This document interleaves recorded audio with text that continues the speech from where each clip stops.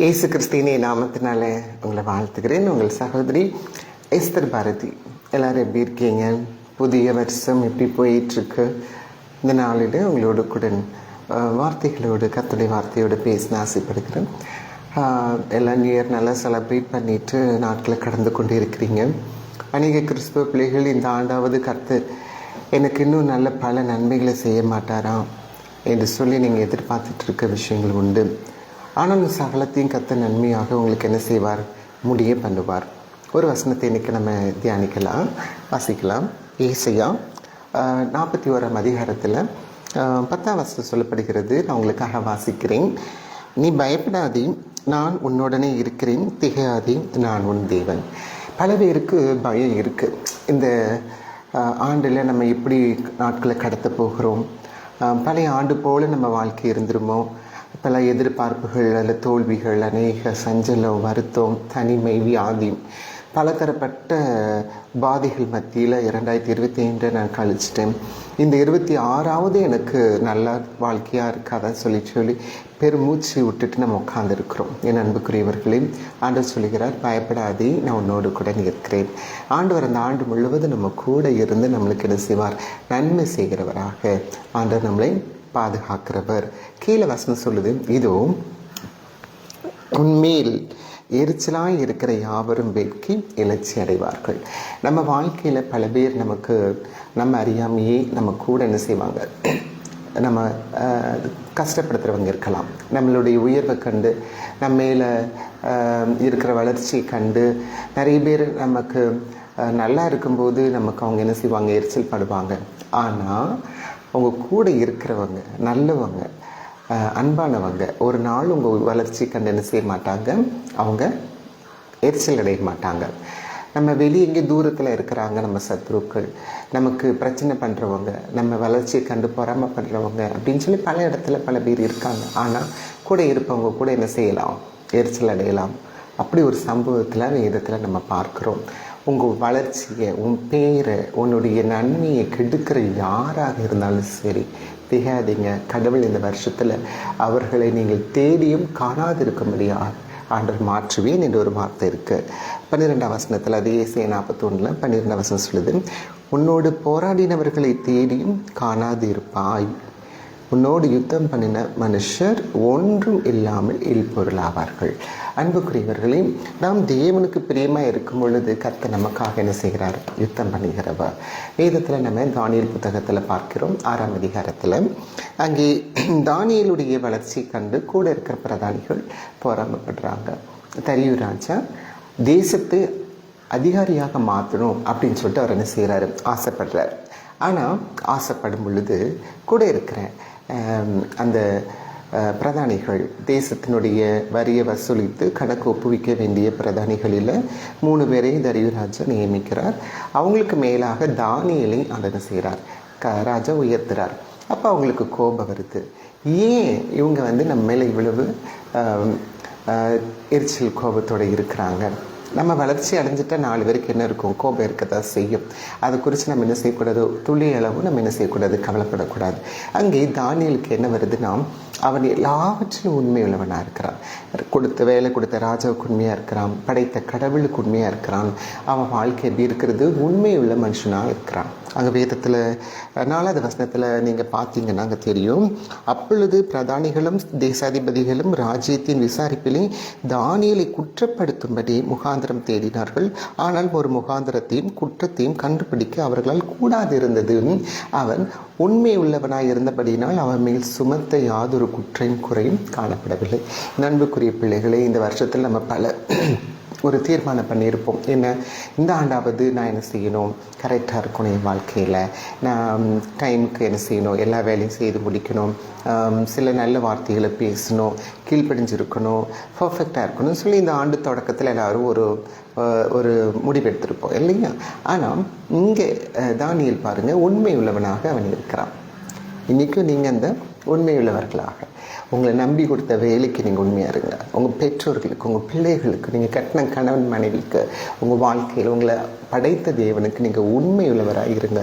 ஆண்டவர் உங்கள் உயர்வை தடுக்க எந்த சத்ருவும், உங்கள் பேரை கெடுக்க யாரை வந்தாலும் சரி என்ன செய்யாதான், அது உங்களை சேதப்படுத்தாது.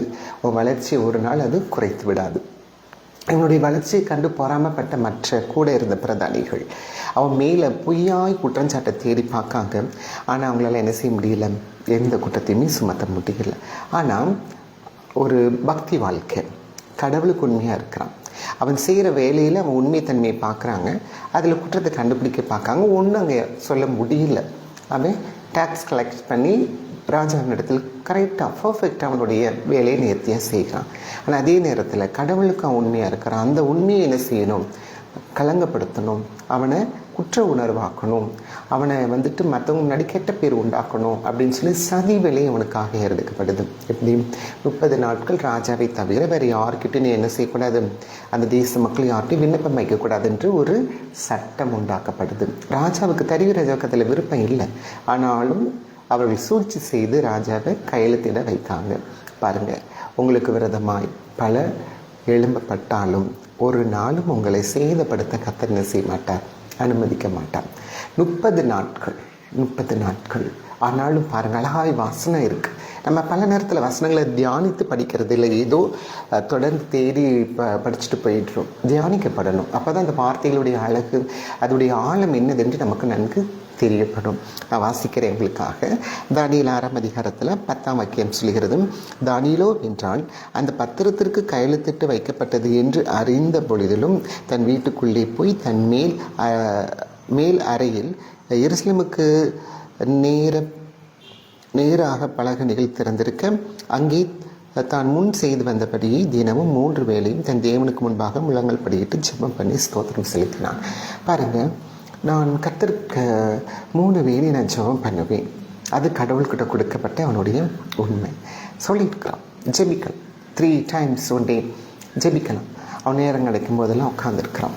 அந்த பழக்கத்துக்கு அவன் உண்மையாக இருக்கிறான். அவன் ஜெபம் பண்ணாமல் அவன் வாழ்வில் இல்லை, ஜெயம் இல்லை. பல பேர் வாழ்க்கையில் ஜெபிக்கிறதே இல்லை. 5 நிமிஷம் உட்கார்றது கூட ரொம்ப கடினமாக இருக்குது. ஆனால் இந்த ஆண்டில் நீங்கள் ஒரு திட்டம், ஒரு தீர்மானத்துக்குள்ளே வாங்க, நல்ல ஜெபம் பண்ண பழகுங்க. நிறைய கிறிஸ்தவங்களுக்கு இன்றைக்கி ஜெபிக்கிறதுன்னு கூட தெரிய மாட்டேங்க. ஒரு பொது இடத்துல ஒரு ஜெபம் பண்ணுன்னு கொடுத்தானே பயப்படுறாங்க. அப்போ நம்ம தனி ஜெபம் பண்ண தெரியலன்னு உடனே தான் நம்மளால் என்ன செய்ய முடியல, ஒரு பப்ளிக் மீட்டிங்லேயோ ஒரு ஜெப கூட்டத்துலேயோ நம்மளால் என்ன செய்ய முடியல, ஜெபிக்க பயப்படுறோம். பேர் கிறிஸ்தவங்களாக இருந்து என்ன பிரயோஜனம்? உண்மையாக இருந்து நீங்கள் ஆசீர்வாதத்தை பெற்றுக்கொள்கிறதுக்கு கர்த்தர் அழைத்திருக்கிறார். அன்புக்குரியவர்களே, பாருங்கள், உன்னுடைய மகிமை கெடுத்து போட, உன்னை எரிச்சல் உண்டாக்கி உன் பேரை கெடுக்க, நீ சேர்த்து வச்ச சம்பத்தை, உன்னுடைய மகிமை இழந்து போகணும்னு நினைக்கின்ற பல சத்துருக்கள், உன் உயர்வை கண்டு எரிச்சல் அடைகிற கூட்டம் இருக்குது. ஆனால் அது மத்தியில் நீ வேலி அடைக்கப்படணும், நீ பாதுகாக்கப்படணும்னா என் தேவ சமூகத்தில் செபிக்கிறவளாய் அடையாளமாக்கப்படணும்.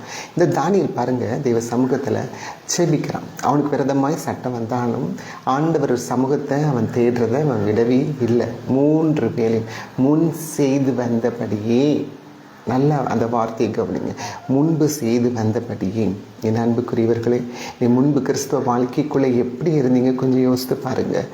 உங்கள் வாழ்க்கை எப்படி இருந்தது? நல்ல செபிக்கிறவங்களாக, பாவத்தை விட்டு விலகி ஓடுகிறவர்களாக, உண்மையுள்ளவர்களாக, நீதி செய்கிறவர்களாக, கர்த்தருடைய வருகை சமீபமாக இருக்கிற இந்த காலகட்டத்தில் ஆண்டவருக்கு நீங்களும் நானும் இன்னும் அதிகமான உண்மையோடு, நீதியோடு, பரிசுத்தம் உள்ளவர்களோடு வெளிப்படுத்தல் விசேஷத்தில் அதான் சொல்லப்படுகிறது. நீதிமான் இன்னும் நீதிமானாகட்டும், பரிசுத்தவான் இன்னும் பரிசுத்தமாகட்டும். என் அன்புக்குரியவர்களே, ஆண்டவர் உங்களை ஒரு பொழுதும் உங்களை குறைத்து போடுன்னு நினைக்கிற மக்கள் மத்தியில், உன் மகிமை கெடுத்து போட வேணும், உன் பேரை கெடுக்கணும், நீ ஒன்றும் இல்லாமல் ஆக்கணும்னு நினைக்கிற ஜனங்கள் மத்தியில் ஆண்டவர் சொல்கிறார், உன் தலையை என்ன செய்வார்? நிச்சயமாக உயர்த்துவார். பாருங்க, அவர்களை தேடினாலும் நீ காண மாட்டாய் என்று சொல்லப்படுகிறது. எவ்வளோ அழகான ஒரு வாக்குறுதியில் வாக்குத்தத்தமான ஒரு வசனத்தை ஆண்டவர் கொடுத்துருக்காரு இல்லையா? பாருங்க, தானியேல் வாழ்க்கையில் அப்படி அவனுக்கு விரதமாய் தேடினாலும் தேவனுக்கு உண்மையாக இருந்தான்.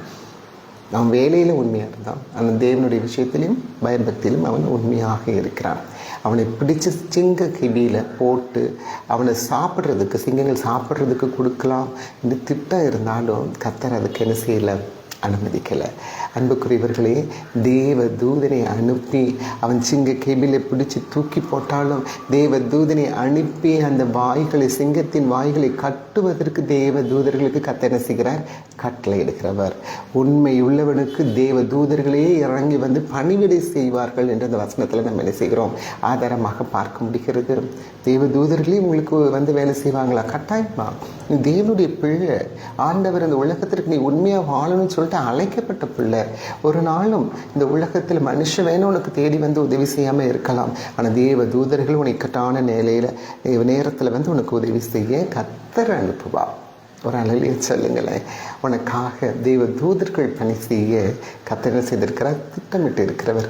ஒரு நாள் பயந்து போகாதீங்க. உன்னை பயமுறுத்துறவங்க, உன் பேரை கெடுக்கணும்னு நினைக்கிறவங்க முன்னாடி உன்னை தலை நிமிரச் செய்கிற ஒரு தேவன். போன ஆண்டு ஏதோ ஒரு மக்கள் சூழ்ச்சினால் உனக்கு கிடைக்க வேண்டிய எல்லா நன்மையும் கிடைக்காமல் இருந்தாலும் இந்த ஆண்டில் ஆண்டவர் உனக்கு சொல்கிறவர், நிச்சயமாக உன் மகிமையை நீ காணாதிருக்காமல் இருக்க மாட்டேன். நிச்சயமாக நீ என்ன செய்வீங்க, காண்பீர்கள். தேவன் உங்களை காண செய்வார். உண்மையாக இருக்கிறவன் பரிபூர்ண ஆசீர்வாதத்தை என்ன செய்வானா, சுதந்திரிக்க கர்த்தர் பண்ணுவார். பாருங்கள், அந்த வசனத்தை உங்களுக்கு நான் சுட்டி காண்பிக்கிறேன். அதே தானியேலின் புத்தகம் 6ஆம் அதிகாரத்தில் பாருங்கள், 21ஆம் வசனத்தில், அப்பொழுது தானியேல், ராஜாவே நீர் என்று வாழ்க, சிங்கங்கள் என்னை சேதப்படுத்தாதபடி தேவன் தம்முடைய தூதனை அனுப்பி அவைகளின் வாயை கட்டி போட்டார். அதே ஏனென்றால் அவருக்கு முன்பாக நான் குற்றமற்றவனாக காணப்பட்டேன், ராஜாவாகிய உமக்கும் முன்பாகவும் நான் நீதி கேடு செய்ததில்லை.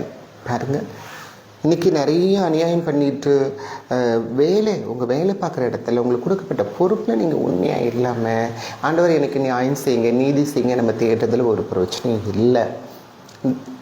உங்களை நம்பி உங்களுக்கு ஒரு வேலை கொடுக்குறாங்கன்னா கட்டாயமாக நீங்கள் அந்த வேலையில் என்ன செய்யணும், உண்மையாக இருக்கணும். உங்களை நம்பி வந்தவங்களுக்கு நீங்கள் என்ன செய்யணும், உண்மையாக இருக்கணும். ஏன்னா அன்புக்குரியவர்களே, பாருங்கள், அவன் ராஜாவுக்கு நீதிக்கேடு செய்யலை, கர்த்தருக்கு அவன் உண்மையாக இருந்தான். அது உமக்கு தெரிந்திருக்க கடவுது என்று சொல்லி அவங்க அட்ரஸ் பண்ணுறார். பாருங்கள், அதனால் தேவ தூதரை அனுப்பி கர்த்தர் செய்தார், சிங்கத்தின் வாய்களை கட்டினார்.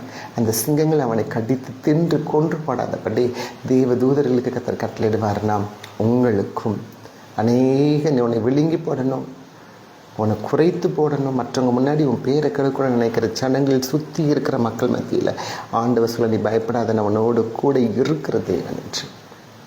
ஒருவரும் உன்னை என்ன செய்ய முடியாது, குறைக்க கர்த்தர் அனுமதிப்பதில்லை. ஆனால் நீங்கள் கர்த்தருக்குள்ளே வளரணும். என்ன செய்யணும், கர்த்தருக்குள்ளே நீங்கள் வளரணும். அவர் உன்னில் பெருக வேண்டும்.